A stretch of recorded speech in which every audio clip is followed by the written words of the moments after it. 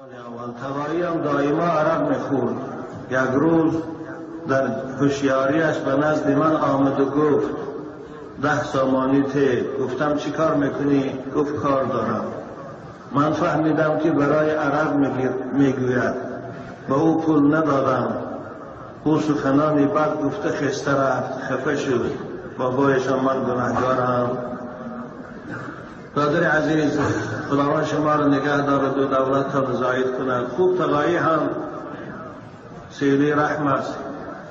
وظیفه شما این است که با ملایمی، با زبان شیرین و اخلاق خوب او را نصیحت کنید، او را فهمانید از این راه بده که گرفتار شده است، میزدگی، عرق نوشی، باز ایستد.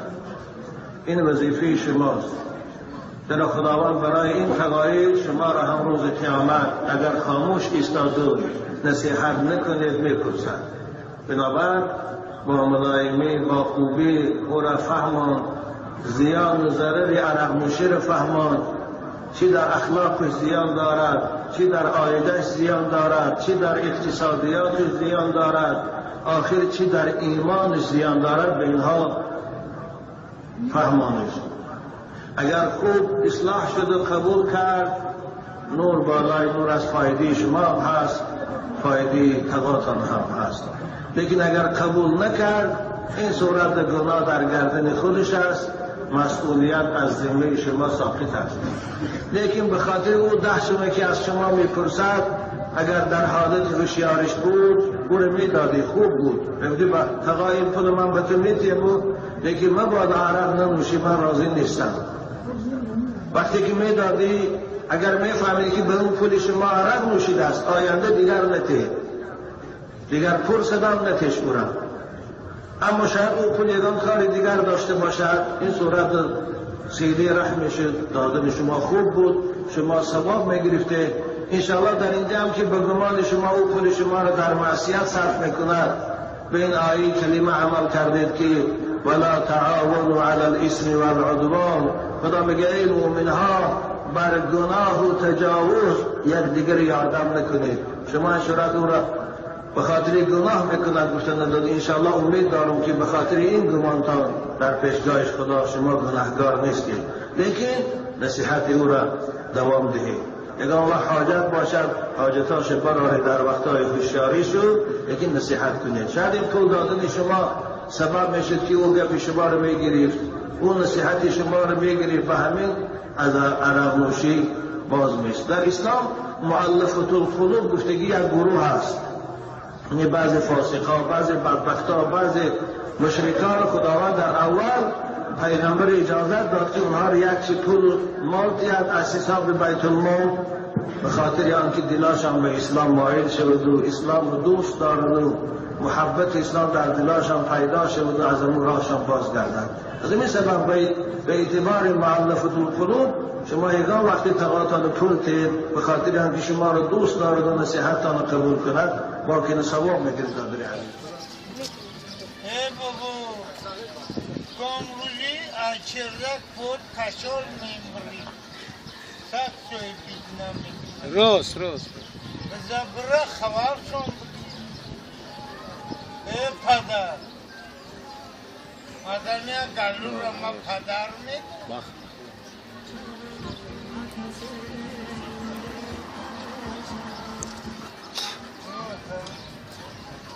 یعنی فهمی بخیر ما چی میدونم توی بخیر آقا استانوف کسی نمو باید آقا بگوی تای چنور تای مایی آقا تاری نکمده جا جوی موی چی شدیم گازده بابو گازده بخیرم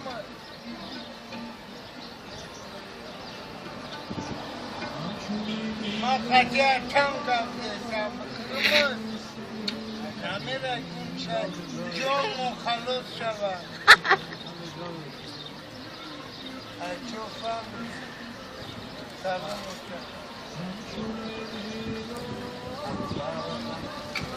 یکسی و چند خطی چند دایی رفتن مده پخت نیستن ما ترا میگم که مونده شده برا با پیش اولادونده همین خاکا و دودار دوری میان میبرند یه بار سه بار بردن که رشتی اومدی هم خلاص ده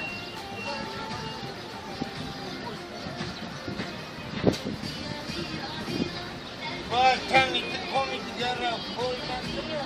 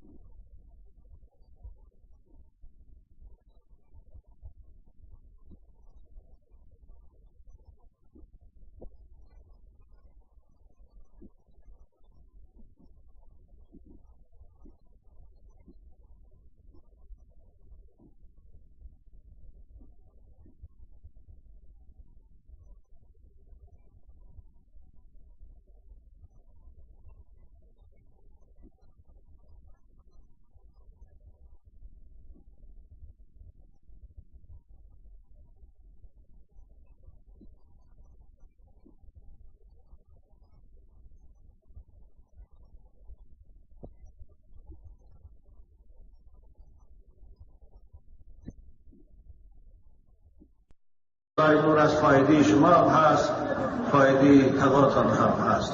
لیکن اگر قبول نکرد این صورت گناه در گردن خودش است، مسئولیت از ذمه شما ساقط است. لیکن به خاطر او 10 شما که از شما میپرسد اگر در حالت هوشیارش بود گوره میدادی، خوب بود، بگویی با تقایم پول من به تو میتیم، لیکن مبادا عرق ننوشی، من راضی نیستم.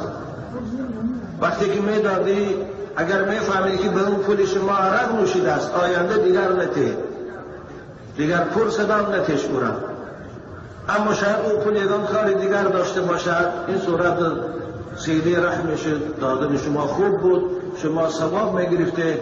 انشاءالله در اینجا هم که به گمان شما او پول شما را در معصیت صرف میکند، به این آیه کلمه عمل کردید که ولا تعاونوا علی الاثم والعدوان.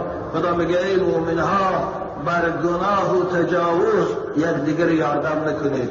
شما شرط او را به خاطر گناه میکند گفتن نداد. انشاءالله امید دارم که به خاطر این گمانتان در پیشگاه خدا شما گناهگار نیستید، لیکن نصیحت او را دوام دهید. اگر الله حاجت باشد حاجتاش براره در وقتهای هوشیاری شد، لیکن نصیحت کنید. شاید این پول دادن شما سبب میشد که او گپ شما رو میگیرید، اون نصیحت شما رو میگیرید و همین از عرق نوشی باز میست. در اسلام مؤلفة القلوب گفتگی یک گروه هست، یعنی بعض فاسقا، بعض بدبختا، بعض مشرکان خداوند در اول پیغمبر اجازت داد که اونها رو یک چی پول مال تیاد از حساب بیت المال به خاطر آنکه دلاشان به اسلام مایل شود و اسلام رو دوست دارند و محبت اسلام در دلاشان پیدا شود و از امون راهشان باز گردند. از این سبب باید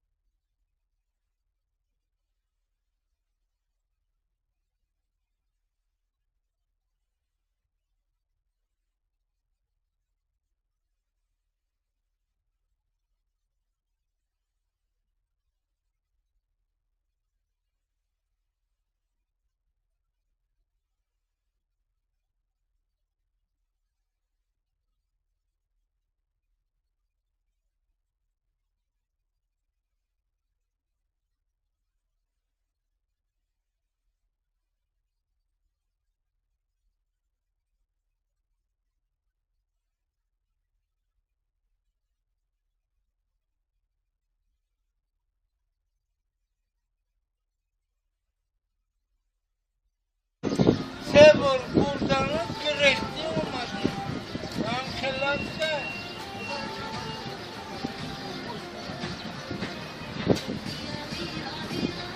با کمی کمی دیگر را بردن دیگه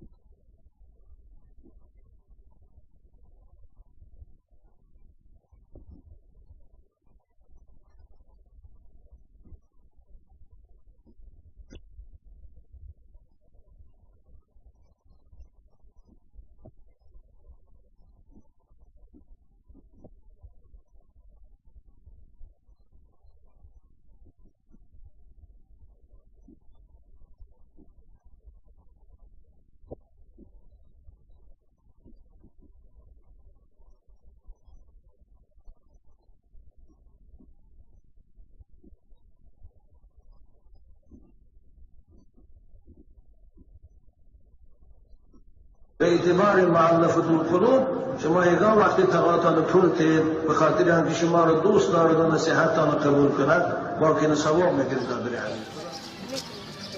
بابا گامروزی اچردک بود کشال میمری سخت سوی بیدنمی راست زبره خوار شون پدر مدنیا گلو را ما پدر مید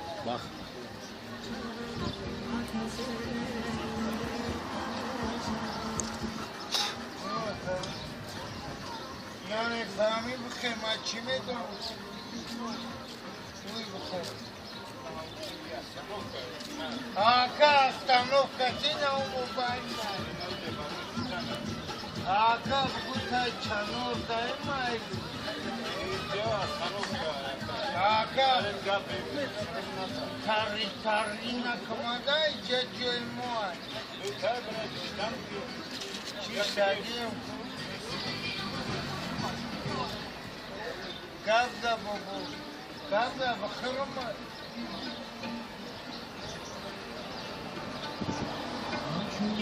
ما خطی کم گفته بخیرم نمیره این شد جامو خلوص شود اچوفم سلام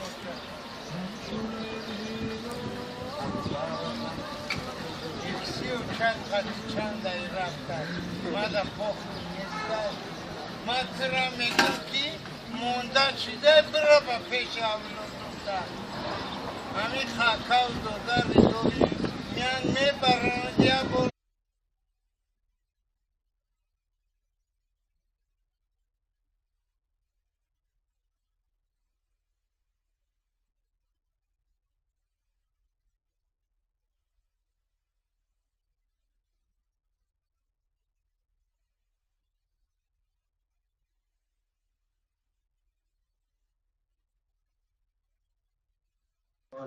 تقایی هم دائما عرق میخورد. یک روز در هوشیاریش به نزد من آمد و گفت 10 سامانی ته. گفتم چی کار میکنی؟ گفت کار دارم. من فهمیدم که برای عرق میگوید. به او پول ندادم. او سخنانی بد گفته خسته رفت خفه شد. بابایشم من گناهکارم. برادر عزیز خداوند شما را نگه دارد و دولت تا زاید کند. خوب تقایی هم سیلی رحم است. وظیفه شما این است که با ملایمی با زبان شیرین و اخلاق خوب او را نصیحت کنید، او را فهمانید از این راه بدی که گرفتار شده است، میزدگی، عرق نوشی باز ایستد. این وظیفه شماست. در خداوند برای این تقایی شما را هم روز قیامت اگر خاموش ایستاد و نصیحت نکنید میکشد. بنابر با ملایمی با خوبی او را فهمان، زیان و ضرر عرق نوشی را فهمان، چی در اخلاقش زیان دارد، چی در عایدش زیان دارد، چی در اقتصادیاتش زیان دارد، آخر چی در ایمانش زیان دارد، به اینها فهمانش. اگر خوب اصلاح شد و قبول کرد نور بالا